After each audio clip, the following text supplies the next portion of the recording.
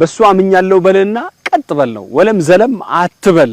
እስልምና እንግዲህ ኢስቲቃማ የሚባለው ነገር ምን ያህል ከባድ እንደሆነ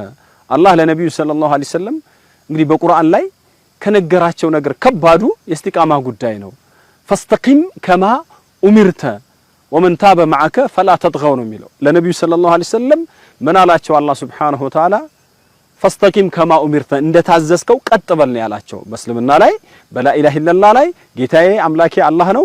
ከሱ በስተቀር ሌላ አካል አላመልክም ኢነ ሶላቲ ወንሱኪ ወመህያየ ወመማቲ ሊላሂ ረቢል ዓለሚን ሰላቴም እርዴም ህይወቴም ሞቴም ለዓለማቱ ጌታ ነው ላ ሸሪከ ለህ በዚህ የሚጋራው የለም ወቢዛሊከ ኡሚርቱ አና አወሉል ሙስሊሚን በዚህ ታዝዣለሁ እኔ ከሙስሊሞች የመጀመሪያው ነኝ በልና ቀጥ በል ነው ያላቸው ለነብዩ ሰለላሁ ዐለይሂ ወሰለም ለሱሐቢዩም የመከሩት ምንድነው እምነትን ከያስክ በኋላ ወለም ዘለም አትበል ወላ ተሩህ ረውጋን الثعالب እንዳሉት ዑመር ኢስቲቃማን ሲገልጹት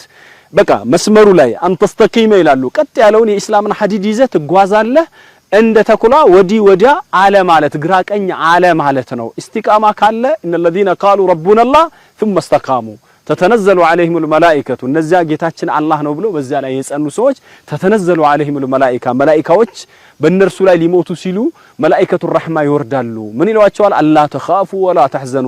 ምትሄዱበት ዓለም የሚያስፈራ አይደለም እዚህ ምድር ላይ ጥላችሁት ምትሄዱት ነገር የሚያሳዝን አይደለም ወአብሽሩ بالجنه التي كنتم توعدون እንደው ቃል ሲገባላችሁ የነበረው ጀነት ከፊታችሁ ነው ያለው ብሎ አላህ አስቀምጧልና ኢስቲቃማ ከባድ ነገር ነውና ቀጥ በል ነው ያሉትና አላህ ኢስቲቃማ ይስጠን